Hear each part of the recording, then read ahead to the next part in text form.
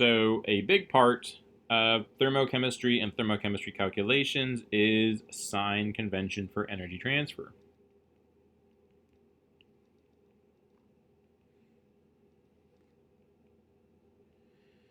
So in physics, if you take in physics, we know that there's a difference between, so if you have a car, let's say it's a poorly drawn car,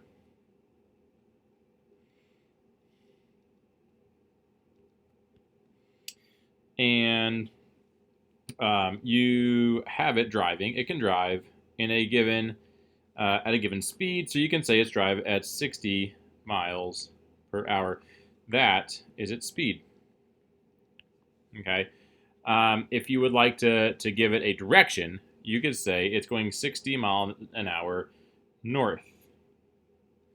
Now, when you include the direction at which it's going, you have given it a direction. So now it's a velocity, which includes both the magnitude and direction. So velocity has magnitude, 60 miles per hour,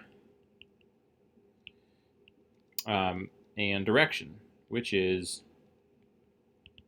in which way it's going 60 miles an hour.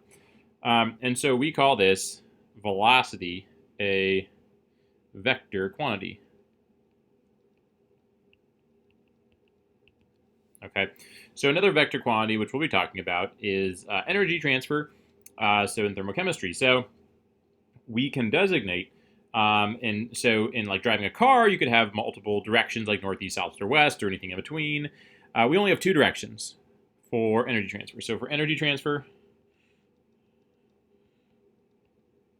we are looking at, are you going, so we have a system. Are you going into the system? That would be positive. Or are you going as energy leaving the system? That would be negative. So we have a positive or negative value for every sign of Q or W or delta E. And this is going to tell us, is our system gaining or losing energy? And by how much? So the gaining or losing is the positive or negative, and the how much is going to be the actual magnitude of the values for Q or W or delta E. Okay, so we have to define our system, and this is a little bit arbitrary, but we'll give it a go. So we're going to have a box, and then we have what's inside the box, and so we have our system.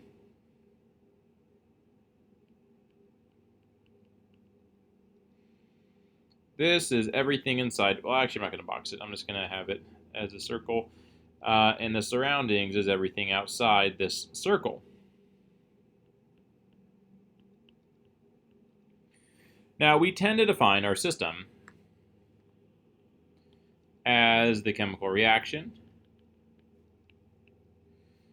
as a object, such as a metal block for calorimetry.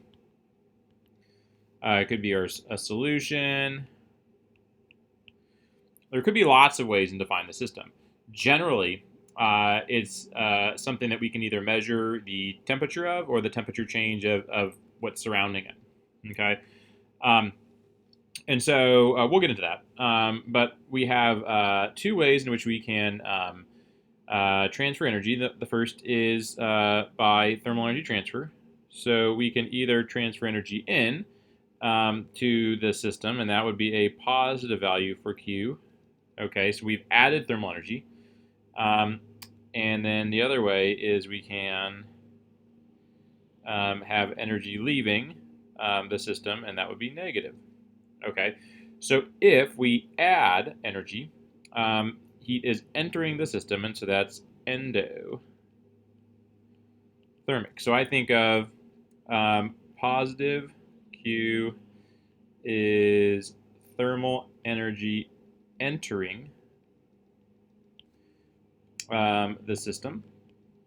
So that is endothermic.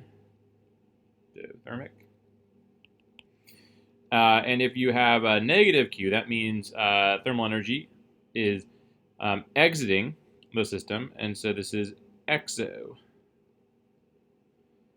thermic. So we have negative Q, thermal energy is exiting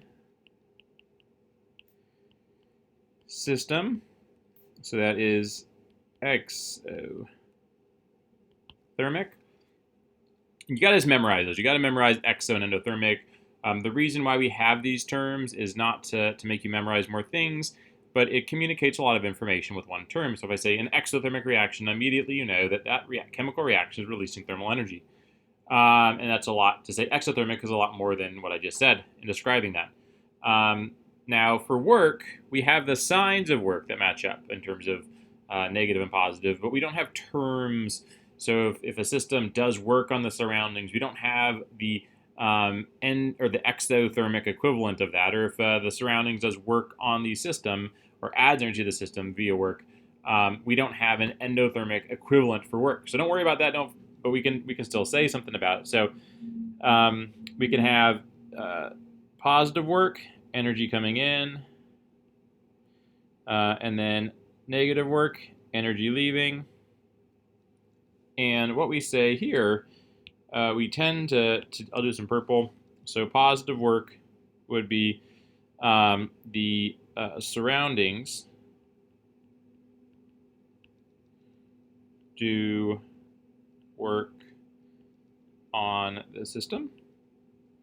So that means that we're adding energy by the surroundings doing work on the system. That would be like a piston being compressed, where the system would be the gas. So if we come here, we could say, if this is our system,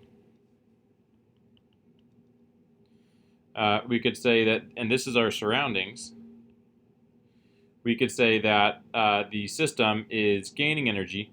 So if we have, in this compression, we could see that delta V, if we have final minus initial, the final, so delta V equals V final minus V initial. We know that V final is less than V initial, so delta V must be negative because V initial is larger. And so if we come here, this is a negative value. Okay. P external is always positive. So then we have this whole term is negative, and then times a negative gives us a positive work. And remember how I said in the previous movie that there was a reason why there was a negative in front, and it's with sign convention. When a gas is compressed, the surroundings is doing work on the system, and that would give you a delta V that's negative. And so the work must be positive because energy is being added to the system. Okay. And so that's why when we say surrounding doing work on the system, that would be like a piston compressing on a gas. It's positive, and that's why we have a negative delta, a negative value in front of the P external. If we have a negative work, that means that we are losing energy, which means the system doing work on the surroundings. And that's all we have. We don't really see these a lot. We don't have a term like exo and endothermic. That's okay, but we can still understand the sign convention is the same. In all situations, positive work or positive any energy term like is energy is entering the system, negative, either Q or W, energy is leaving. Those are always true and consistent. Okay.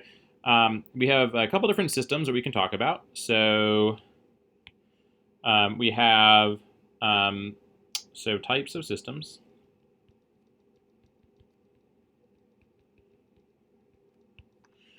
So we have the first is an open system.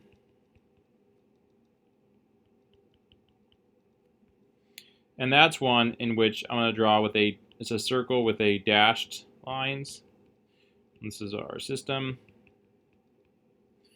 And in this system, we have both energy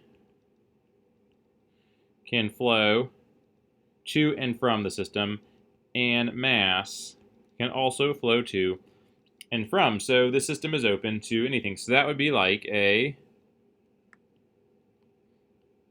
beaker of water that can have evaporation occur, and we can also put a Bunsen burner underneath and add thermal energy. So that would be a beaker with no lid would be a good example of an open system. A closed system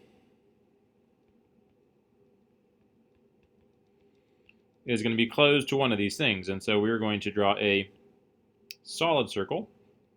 Again, this is our system. And I'm going to put energy and mass. But in this case, energy can still flow between the system and the surroundings, but mass cannot. And that would be an example of a beaker of water. But now we're going to put a lid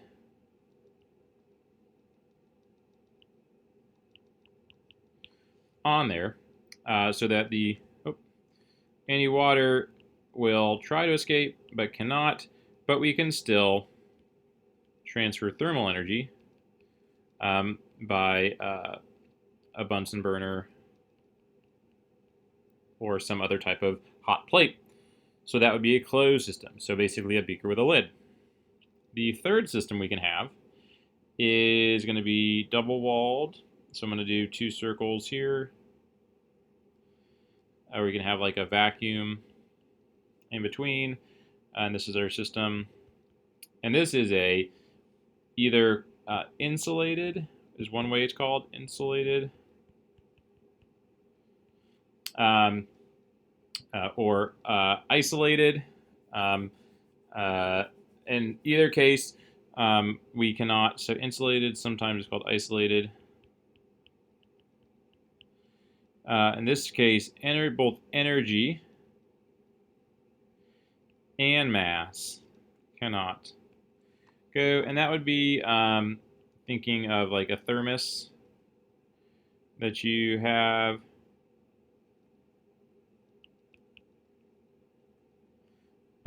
So this is like double-walled.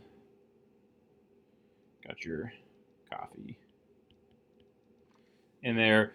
And so in this case, we cannot, generally we have a thermos to keep things hot or to keep things cold, but really what it's doing is we have a lot of air molecules surrounding here.